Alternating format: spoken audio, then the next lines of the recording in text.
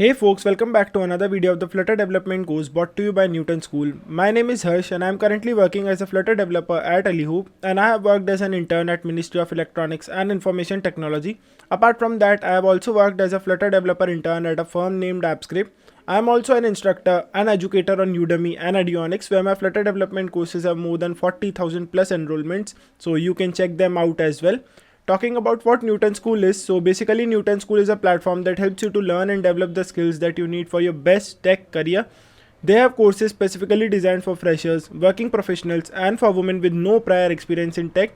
Newton School first trains you for 6 months and helps you become a full stack developer. They are also having a network of 300 plus great companies who are directly from Newton School, so you don't need to worry about your placement once your training is completed. They also have a pay after placement program where you don't have to pay anything to Newton School until and unless you are placed with a minimum CTC of 5 lakh rupees per annum, and that is a pretty great thing which they are having. Apart from that, they are also having another initiative known as Launchpad, where you are provided with some of the courses for free of cost, where you will be like learning the courses and the skills which are taught in them, and will also be getting a certificate of completion with them. So make sure to check out Newton School and Launchpad through the link given in the description. Now coming towards what would be covered in this video. So in this video we'll be looking into the setup which we need for the Cloud Firestore database, which is another database which is available in Firebase. So we have already worked on the real-time database implementation video, for which will be available on the channel. You can check it out going to the channel page, and we'll be seeing how we can implement or how we can add the Cloud Fire Storage thing inside our Flutter application and how we can use it as a database solution. So yeah, let's start with the dashboard setup first. So here you can see that I have opened the project, that's the demo project, and you can see the Android app is added over here. From here in you can see that we have Firestore database. Earlier it was known as Cloud Firestore and now it's only Firestore database. So we'll be going to this option. And you are provided with a dashboard over here which says create database. So we'll be clicking on the same. Here you are provided with two options, first one being a production mode and the second one being a test mode. As we are working on the test environment, so I'll be selecting the second one, which will be allowing the read and write for 30 days from the duration of today. So this will be enabling us to read and write to the database for 30 days limit. And if you are like making the database or making the app available in the production mode, then go with the production mode and add the conditions according to your need. So yeah, I'll be choosing the test mode and clicking on the next button. Herein I can choose the different options regarding the location which are available. So I'll be keeping it as default one only. You can choose the one which suits you, or if you are in any other region, then you can choose the closest one to your region. I'll be clicking on enable. It will be taking some time for the database to be created. So let's just wait for a while.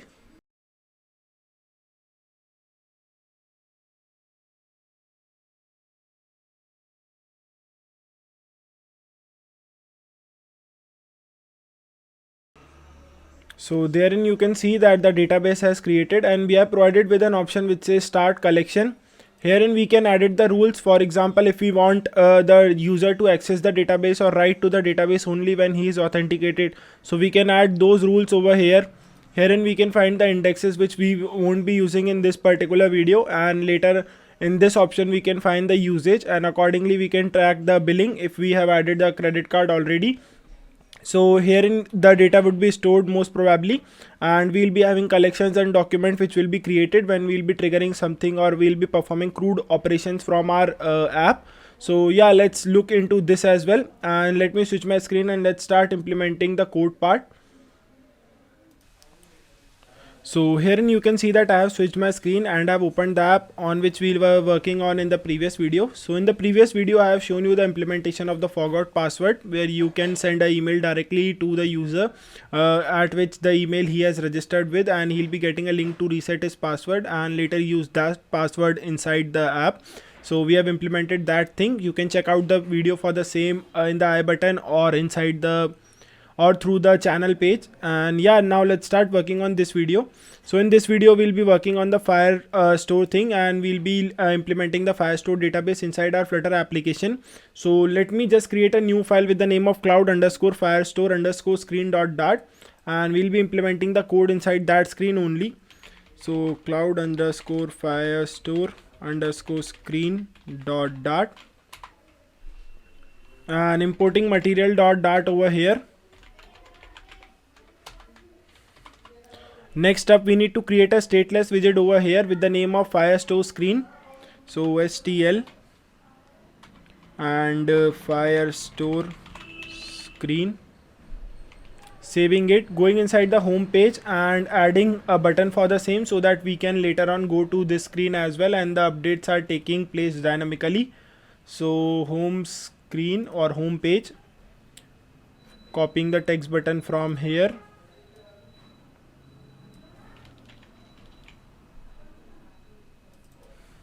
changing it to Firestore screen, and this as well. So Firestore screen over here as well.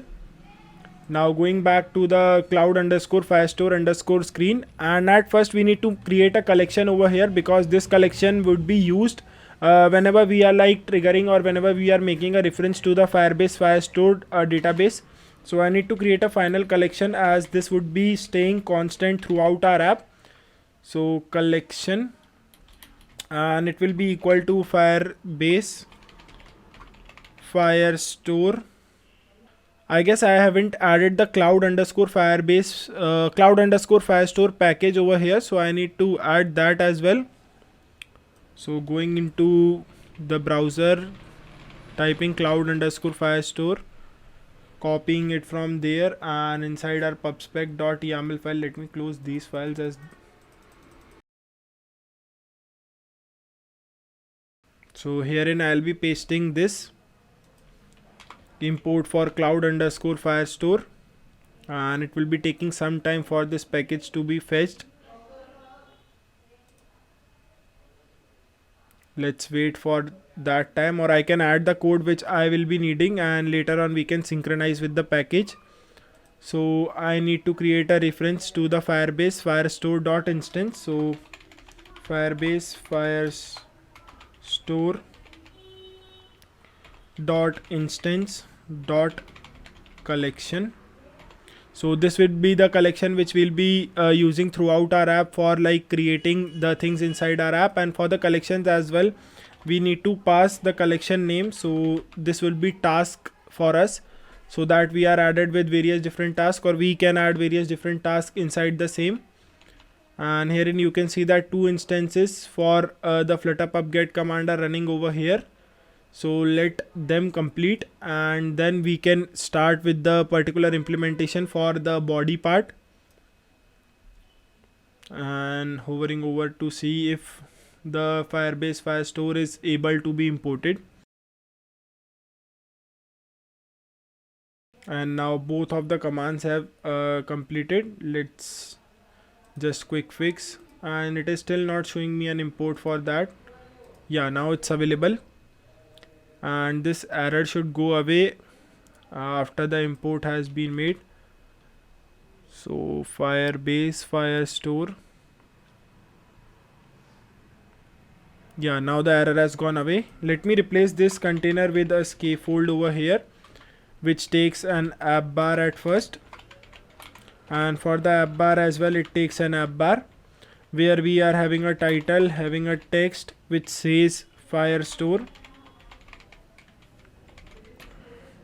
and after this we'll be having a body widget, and for this body widget we'll be having a stream builder, as we'll be getting a stream of data of the type query snapshot from the snapshot which we'll be getting from the Firestore. So data would be in the form of a query snapshot, and we'll be then updating that data dynamically with the help of the stream builder. So stream builder over here,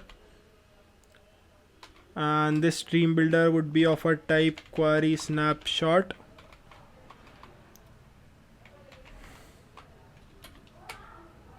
And after this we'll be having a stream, so from where we'll be getting the stream of data. This would be equal to collection.snapshot. So collection we have already created above, and we need to take the snapshots from herein. Next we'll be having a builder through which we'll be dynamically building the widgets according to the need. So it takes a context at first, and it also takes a particular initial data and the query snapshot stream. So let me add the snapshot as well. For the snapshot, I can directly add a snapshot over here, or I need to add the types as well, so let me add those as well. Build context, and for this snapshot it will be async snapshot.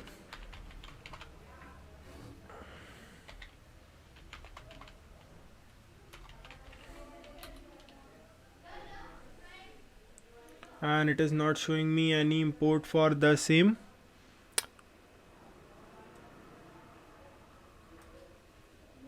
I guess I can remove this and add this over here.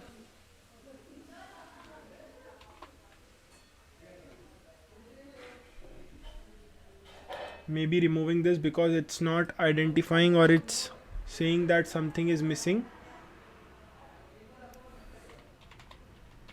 And herein I can add the context and the snapshot,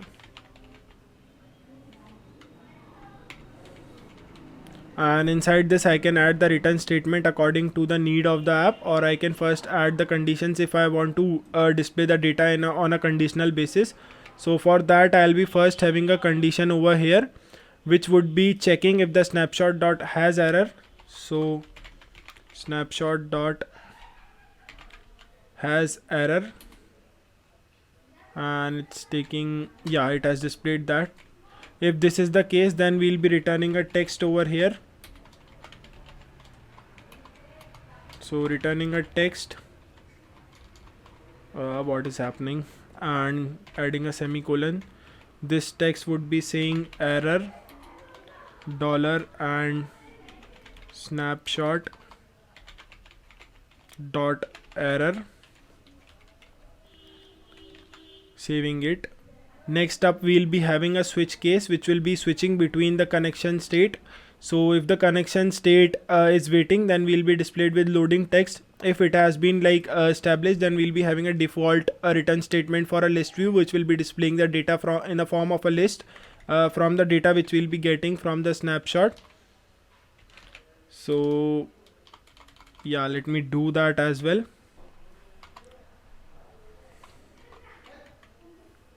And herein after this if statement, I'll be having a switch which will be first saying the snapshot dot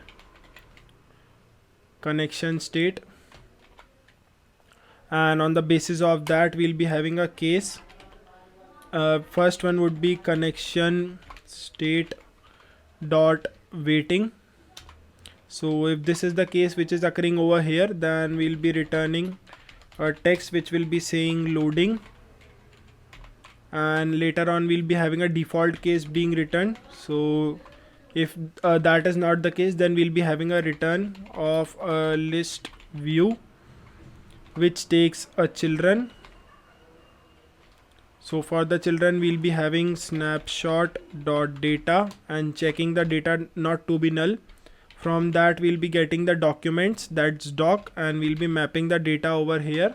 So we'll be mapping the document, that's E, and in place of this arrow function we'll be having a return over here of the checkbox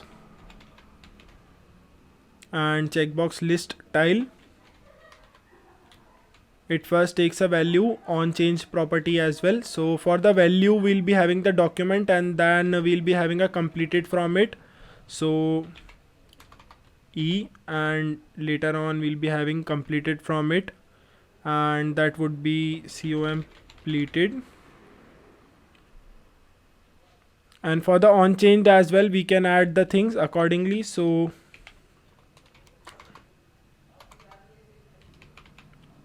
it needs to be in this, and later this,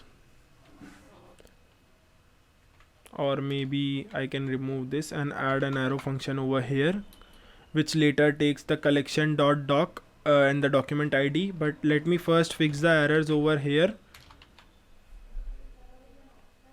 And the error which is showing over here says that the argument type checkbox list cannot be assigned to this. Okay, so I have made a return statement already,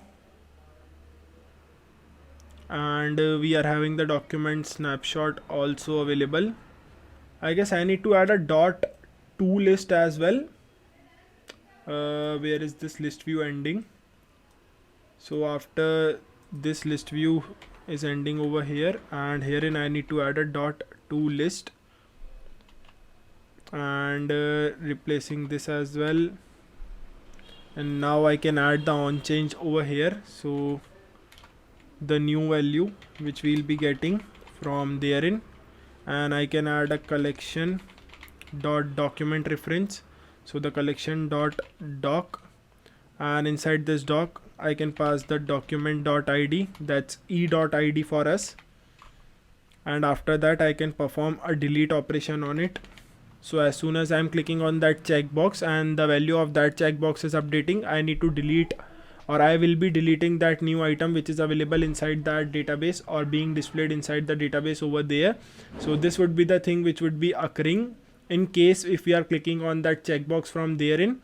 And later on we'll be having a floating action button inside this scaffold, which will be like used when we'll be opening a new screen for adding a new item to the to-do list. So floating action button, and on pressed would be taking us to the new screen. So arrow function directly, navigator dot push, context, route would be material page route, builder would be this, and arrow function again, and this would be taking us to do create screen, which we'll need to create now, or we'll be creating this in a while.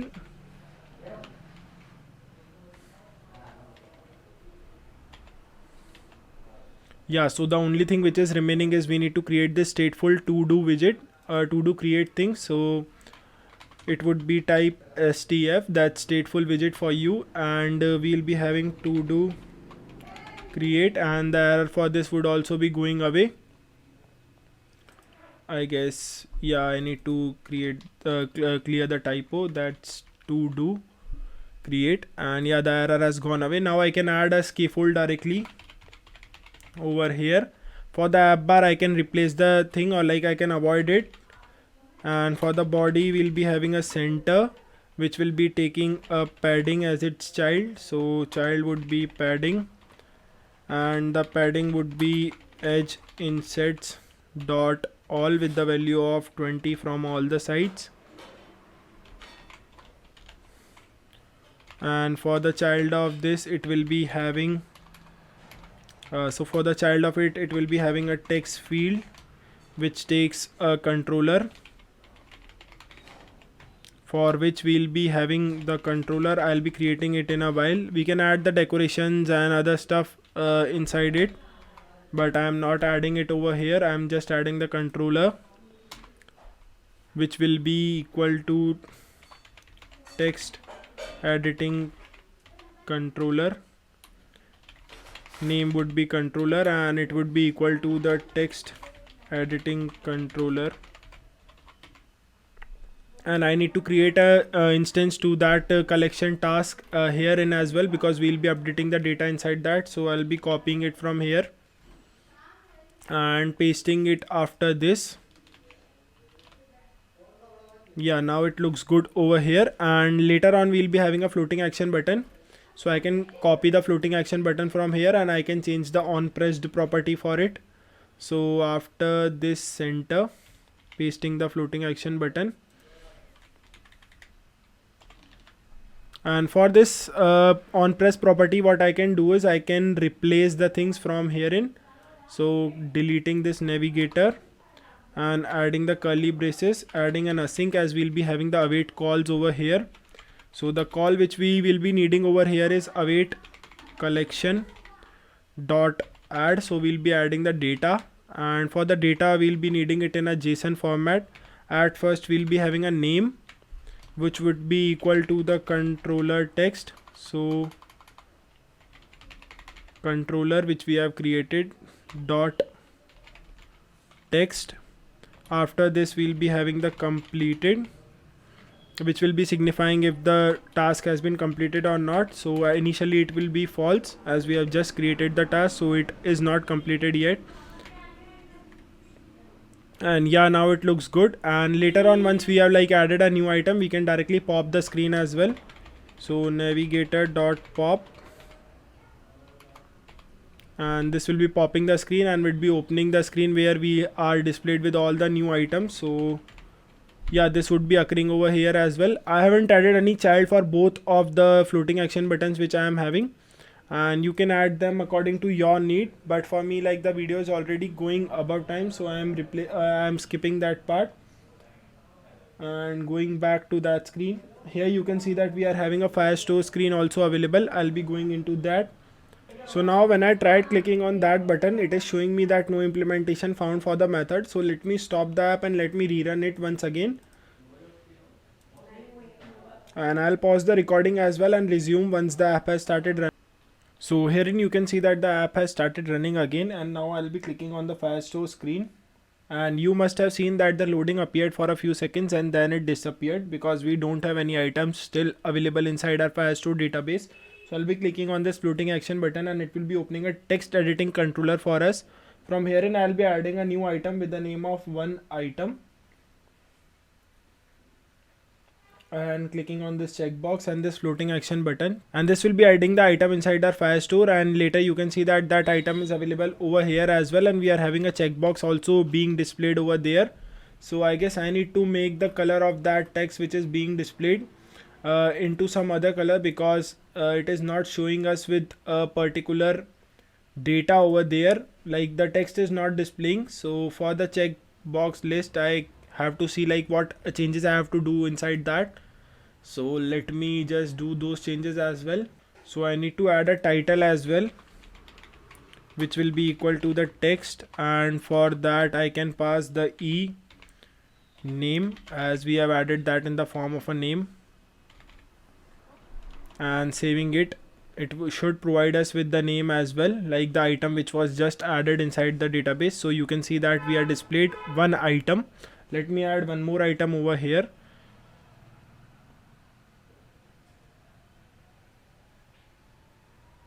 So you can see that I just added a 2, so that 2 is also added over here. And now when I'll be clicking on the checkbox, it will be deleting that item because that item is completed, and the value of that e completed, that's the document completed, it is changed to false, and it is then deleting that item from the database. So now when we have clicked on that checkbox, so it has deleted that item, as we have already added inside the implementation that on change this value should be deleted. So it is just deleting that item. Now let me add 2 more items and then I'll be showing you how you can update the things. So adding a 2 over here, and it will be popping the screen once the item is added, and it is taking a bit longer. Yeah, the item is added, and now adding a item number 3 as well. So you can see that the item 3 was also added over there. Now let me show you how you can update the data. So herein I'll be just removing .delete from here. So just commenting it out, and in place of it what I'll be doing is I'll be running .update over here. So .update, and inside this update we'll be passing the data in the form of completed only, in the form of JSON. So at first I'll be replacing the completed with new value.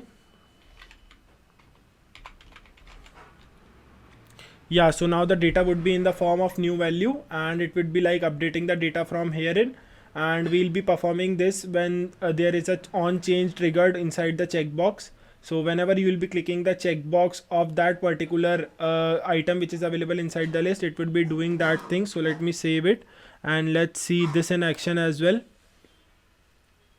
Yeah, so now when I'll be clicking on this checkbox, you can see that whenever the new value is changed, that is like it is becoming true. So it is making that checkbox as ticked, which means that the data of that thing has been like updated. And later on you can also see that if I'm like checking it again, so that checkbox would be like becoming unchecked again. And I can also change the name of it as well. So I can also pass the detail herein, that's name, and name should be changed to hello there. Yeah, so hot reload would be taking place, and now when I'll be clicking on it, So you can see that the name is being updated dynamically, and when I'm unchecking it, the name won't be like going away because we have set the name to be hello there only. So this is how you can perform the CRUD operations inside your Firebase Firestore database, which is available. So I have shown you how you can add the things inside the database, how you can update the things, delete the things, and how you can query the things and display them with the help of a stream builder in the form of a query snapshot data. Now let me show you the dashboard for the same as well, like how the data was being displayed over there inside the dashboard, and how the things would be appearing inside that. So let me switch the email ID where I have the project.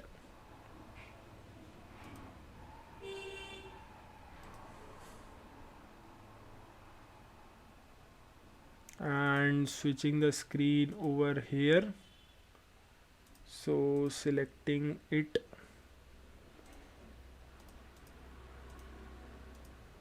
Yeah, so now you can see the project as well. And when I'll be going into this Firestore database, you can see that this project is different, because like earlier I showed you the demo project, but herein I have used this project for adding the database inside my Firestore.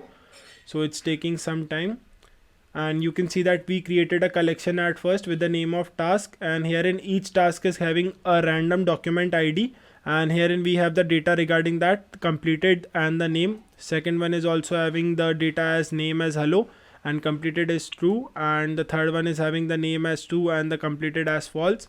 So this is how you can find your data, and you can create a collection document accordingly.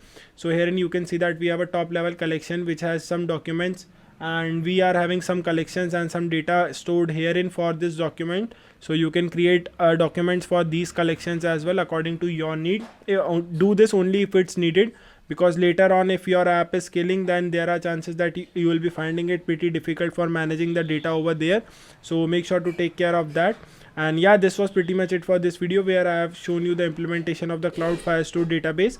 And if you got to learn something new, then make sure to drop a like, comment down below your thoughts and what you would love to see in next video. Share this video with the people of your community, so that they can also learn more about Flutter Firestore, and they can also watch videos related to Flutter. Subscribe to the channel to get all the latest updates related to the Flutter development course videos being posted every alternate day. So make sure to subscribe as well. And yeah, make sure to check out Newton School and Launchpad through the link given in the description. They are doing amazing work, so give them a try as well. And this was pretty much it for this video. I'll be seeing you in the next one.